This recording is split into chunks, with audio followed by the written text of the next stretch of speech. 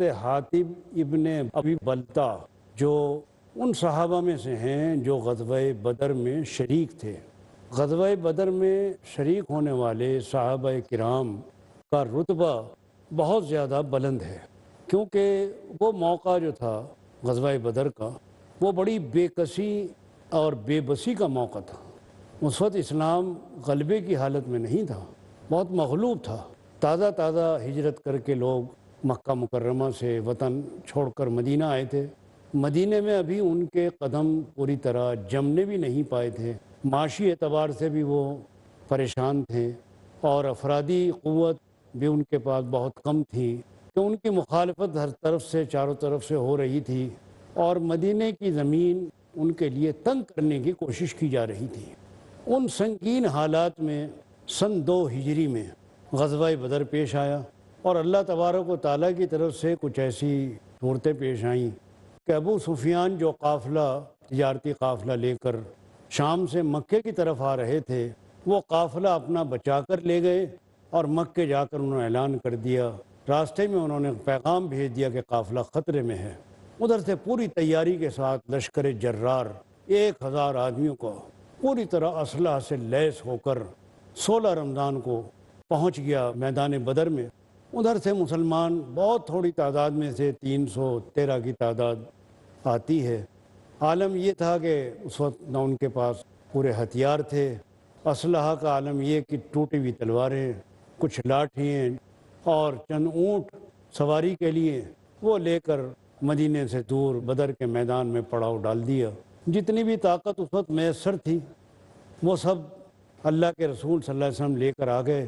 ادھر مخالفین کا لشکر پوری تیاری کے ساتھ، پورے ولولے اور جوش کے ساتھ، اور یہ عزم لے کر نکلا تھا کہ آج مدینے کی بستی کو مٹا دیا جائے اور یہ روز روز کا قصہ ختم کر دیا جائے۔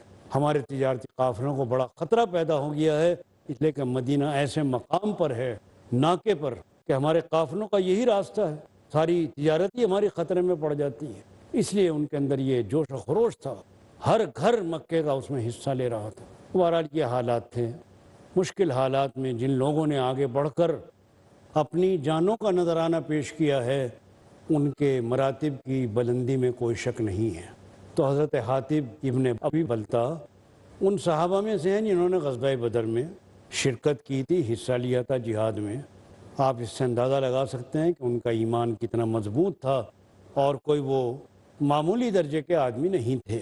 لیکن انسان ہے، انسان کے جذبات ہیں۔ جس وقت مکہ مکرمہ کی فتح کا وقت آیا، یعنی اللہ کے رسول صلی اللہ علیہ وسلم فتح مکہ کے لیے روانہ ہونے لگے اور تیاریاں ہونے لگیں، تو حضرت حاتب کے جو گھر کے لوگ تھے وہ مکے میں تھے، وہ ابھی تک مدینے منتقل نہیں ہوئے تھے۔ ان کو بڑی فکر تھی کہ میرے بال بچے وہاں اکیلے ہیں، اور میں لڑائی میں حصہ بھی لے چکا ہوں، یعنی دشمن کی نگاہوں میں بھی آ چکا ہوں کہ میں ان کے مخالف کیمپ میں ہوں، تو میرے ساتھ وہ انتقام کا رویہ اختیار کریں گے، بدلہ لیں گے، میرے اوپر ان کا بس نہیں چلے گا تو میرے بال بچوں کو وہ ستائیں گے۔ تو انسان کے اندر بہرحال ایک ہوتا ہے اس کے اہل و عیال کے ساتھ محبت اور تعلق، یہ انسان کی فطرت میں داخل ہے، اور کبھی کبھی وہ کمزور پڑ جاتا ہے۔ تو جب یہ حملے کی تیاری ہو رہی تھی تو حضرت حاتب کو یہ فکر لگی ہوئی تھی کہ ادھر سے ہماری فوجیں روانہ ہوں گی اور ادھر وہ لوگ انتقامی کارروائی شروع کر دیں گے، اور اس میں میرے بال بچے خطرے میں پڑ جائیں گے۔ تو ایک عورت جو مکے سے آئی ہوئی تھی، اس کو وہ جانتے تھے، انہوں نے اس کو اعتماد میں لیا، بھروسے میں لیا، اور اس سے کہا کہ تم میرا یہ پیغام وہاں تک پہنچا دو، اور ان سے یہ میری بات پہنچا کر درخواست کر دو کہ وہ میرے بچوں کی حفاظت کریں۔ وہ خط انہوں نے لکھا اور خفیہ طریقے سے اس عورت کے ساتھ وہ خط روانہ کر دیا۔ ابھی وہ عورت راستے ہی میں تھی کہ اللہ تبارک و تعالیٰ نے اپنے نبی صلی اللہ علیہ وسلم کو وحی کے ذریعے تمام باتوں سے باخبر کر دیا۔ اللہ نے سب بتا دیا کہ ایسا ایسا ہوا ہے، ایسا خط لکھا گیا ہے، اور فلاں عورت کے پاس ہے، اور ابھی وہ راستے میں ہے، اور اس سے پہلے کہ وہ مکے پہنچے اس کو جا لیا جائے، ورنہ تو ساری باتیں وقت سے پہلے دشمن کے علم میں آ جائیں گی اور دشمن چوکنا ہو جائے گا۔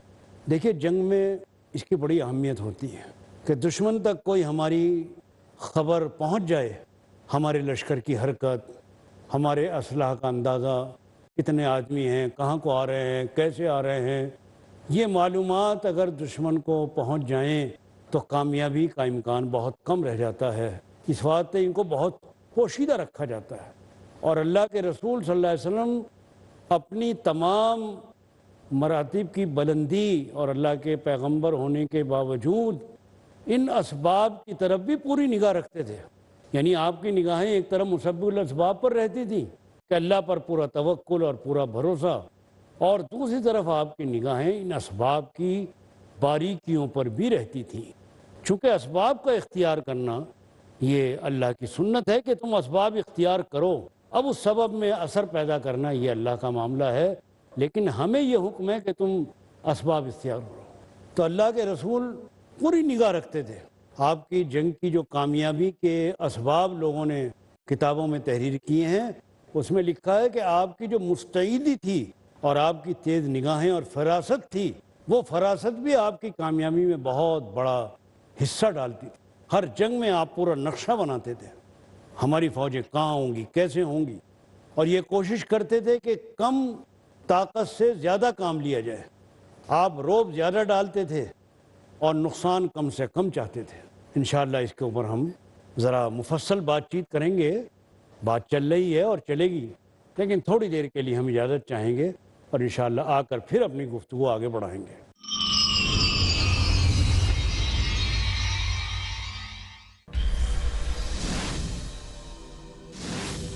احادیث رسول اللہ صلی اللہ علیہ وسلم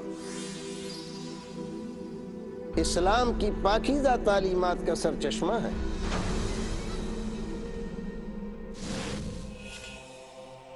دشمنان اسلام کا ایک گروہ اس پاکیزہ چشمے کو گدلا کرنا چاہتا ہے۔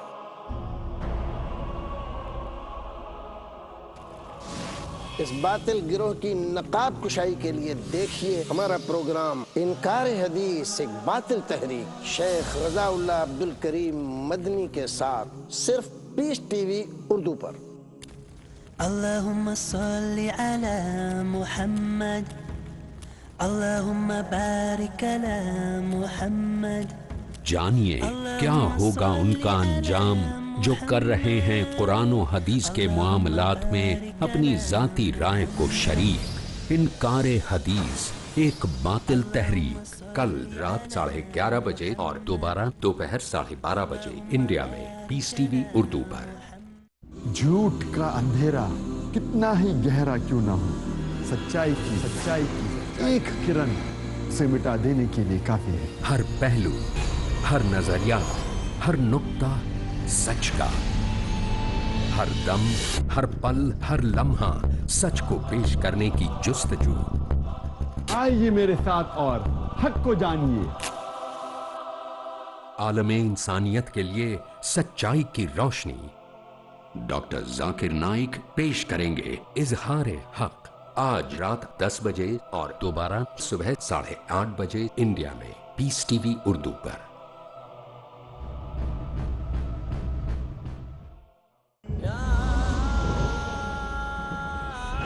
ہر موڑ پر خدا کا خوف پیدا کرو۔ اگر آدمی اللہ تعالیٰ کو یاد کرتا رہے تو انشاءاللہ وہ خرابیوں کا شکار نہیں ہوگا۔ ہر محاذ پر انسانوں کے ساتھ اچھے اخلاق کے ساتھ پیش آنا، ان کے دکھ درد میں شریک ہونا۔ مولانا اعجاز اسلم۔ کہ اگر برائی سرزد ہو گئی تو اس کے بعد بھلائی کرو۔ ہر مقام پر پوری کی پوری زندگی اللہ تعالیٰ کے خوف سے آراستہ ہو۔ کیا ہیں وہ تدبیریں جو کرتی ہیں انسانی زندگی کو سنوارنے کا کام؟ تدبر اسلام، کل شام 6 بجے اور دوبارہ رات 12:30 بجے انڈیا میں پیس ٹی وی اردو پر۔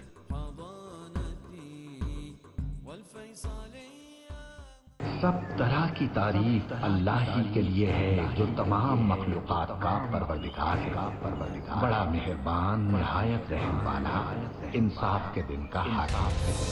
قوموں کے عروج و زوال کا پیمانہ ہے قرآن۔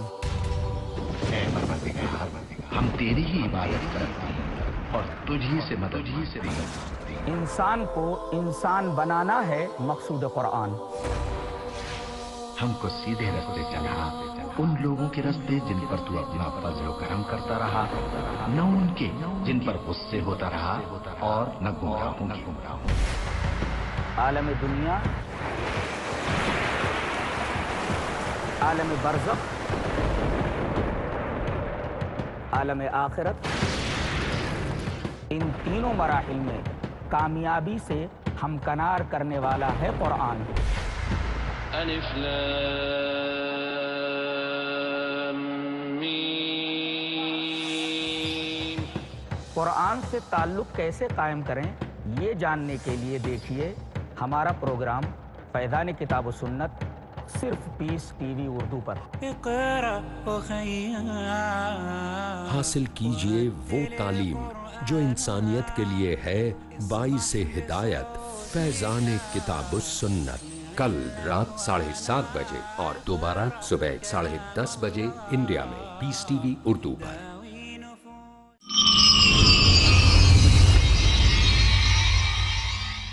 محترم ناظرین، مختصر سے وقفے کے بعد ہم پھر آپ کی خدمت میں حاضر ہیں اور ہماری گفتگو کا سلسلہ جاری ہے۔ بات چل رہی تھی کہ حضور نبی کریم صلی اللہ علیہ وسلم باطنی معاملات کے ساتھ ساتھ ظاہری اسباب پر بھی پوری نگاہ رکھتے تھے، اور ہر باریکی پر آپ کی تیز نگاہیں مرکوز رہتی تھیں، اور آپ دیکھتے تھے کہ کوئی بات ایسی نہ رہ جائے جس سے ہماری کامیابی کے اندر کوئی فرق آ سکے۔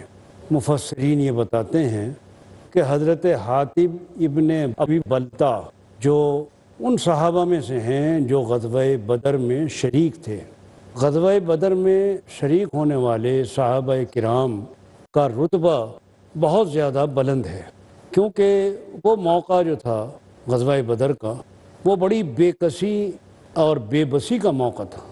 اس وقت اسلام غلبے کی حالت میں نہیں تھا، بہت مغلوب تھا۔ تازہ ہجرت کر کے لوگ مکہ مکرمہ سے وطن چھوڑ کر مدینہ آئے تھے۔ مدینہ میں ابھی ان کے قدم پوری طرح جمنے بھی نہیں پائے تھے، معاشی اعتبار سے بھی وہ پریشان تھے، اور افرادی قوت بھی ان کے پاس بہت کم تھی، تو ان کی مخالفت ہر طرف سے چاروں طرف سے ہو رہی تھی، اور مدینہ کی زمین ان کے لیے تنگ کرنے کی کوشش کی جا رہی تھی۔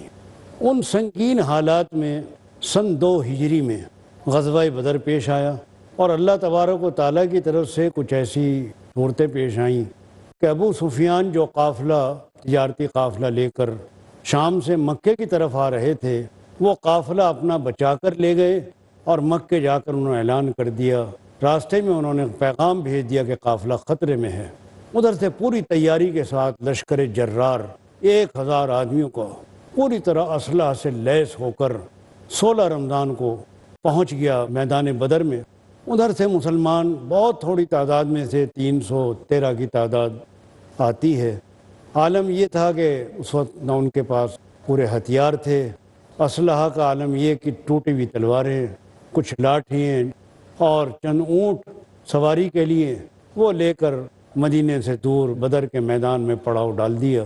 جتنی بھی طاقت اس وقت میسر تھی وہ سب اللہ کے رسول صلی اللہ علیہ وسلم لے کر آ گئے۔ ادھر مخالفین کا لشکر پوری تیاری کے ساتھ، پورے ولولے اور جوش کے ساتھ، اور یہ عزم لے کر نکلا تھا کہ آج مدینے کی بستی کو مٹا دیا جائے اور یہ روز روز کا قصہ ختم کر دیا جائے۔ ہمارے تجارتی قافلوں کو بڑا خطرہ پیدا ہو گیا ہے، اس لیے کہ مدینہ ایسے مقام پر ہے، ناکے پر، کہ ہمارے قافلوں کا یہی راستہ ہے، ساری تجارت ہی ہماری خطرے میں پڑ جاتی ہے۔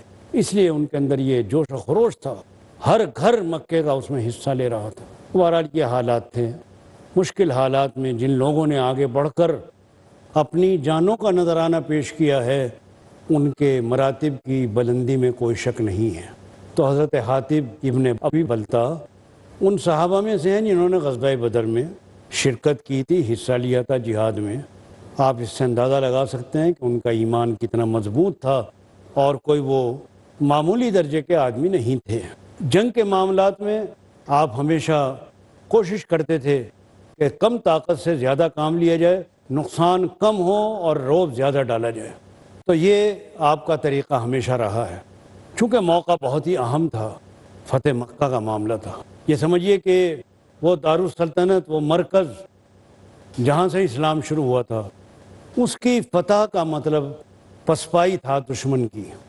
اس لیے بہت ہی اہم اور بہت ہی نازک موقع، اس موقع پر حضرت حاتب ابی بلتا سے یہ چوک ہو رہی ہے، اور وہ اسلامی فوجوں کی نقل و حرکت کے بارے میں دشمن کو اطلاعات فراہم کر رہے ہیں۔ بڑا سنگین جرم ہے۔ اللہ تبارک و تعالیٰ اپنے نبی کو وحی کے ذریعے باخبر کر دیتے ہیں۔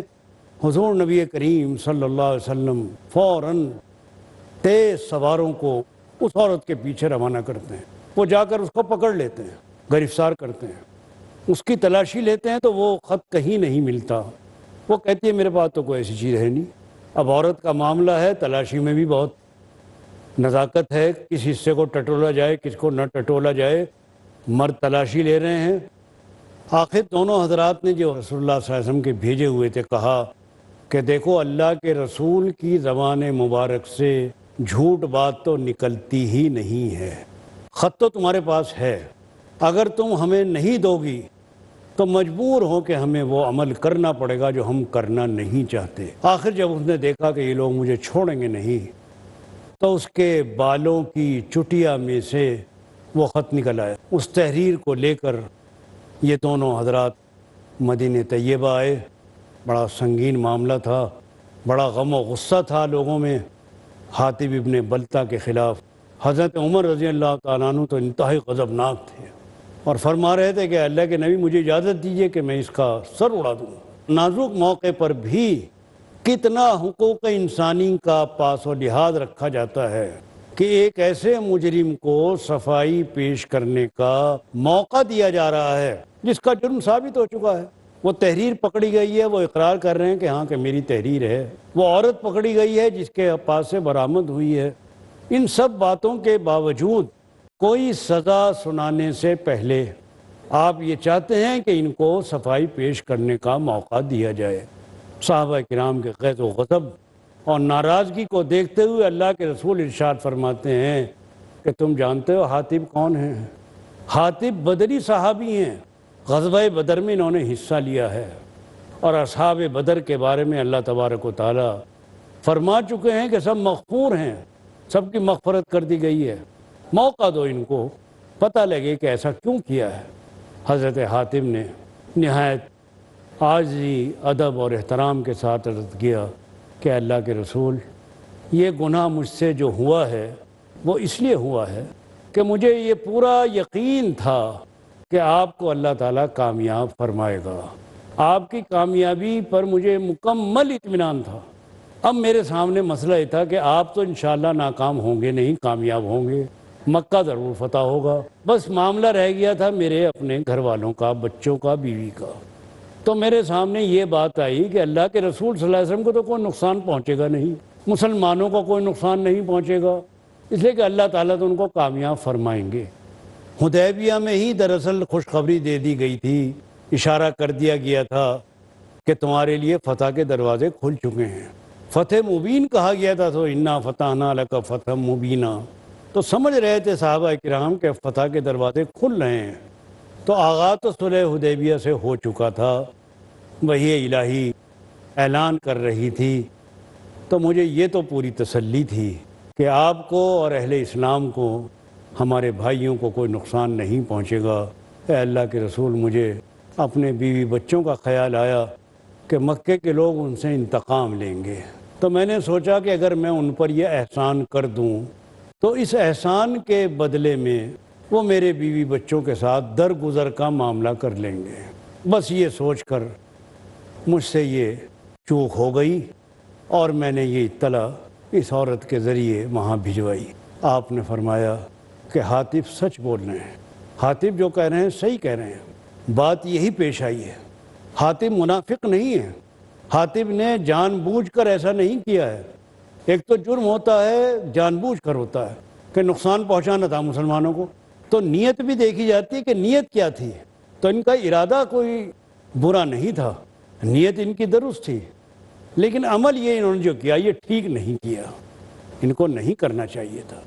آپ نے ان کی معافی کو قبول کیا اور ان کو ان کی صفائی کو قبول کرتے ہوئے ان کی سزا کو معاف کر دیا۔ اب ہم اس آیت اور اس آیت کا تعلق جس واقعے کے ساتھ ہے اس کو پیش نظر رکھ کر یہ بات عرض کرنا چاہتے ہیں کہ انسانی حقوق میں ہر ایک کو اپنی صفائی پیش کرنے کا حق ہے۔ ہو سکتا ہے کہ ایک جرم بظاہر بڑا بھیانک معلوم ہو رہا ہو، لیکن جب صفائی کے اندر مجرم سارے پہلو سامنے رکھے گا، اپنی نیت سامنے رکھے گا، اپنا ارادہ سامنے رکھے گا، ہو سکتا ہے کہ اس میں کچھ ایسے گوشے نکل آئیں جن سے پتہ لگے کہ جرم اتنا نظر آنے والا ہے، اتنا ہے نہیں، یا مجرم کا اس میں حصہ کم ہے۔ جو کچھ بھی صورتحال ہو، بہرحال موقع ملنا چاہیے اور بغیر صفائی دیے سزا نہیں دینی چاہیے۔ تو انسانی حقوق کی یہ دفعہ بڑی اہم دفعہ ہے، اور دنیا کے جتنے بھی قوانین ہیں ان سب قوانین میں اس دفعہ کو تسلیم کیا گیا ہے کہ مجرم کو اپنی صفائی دینے کا حق ہے۔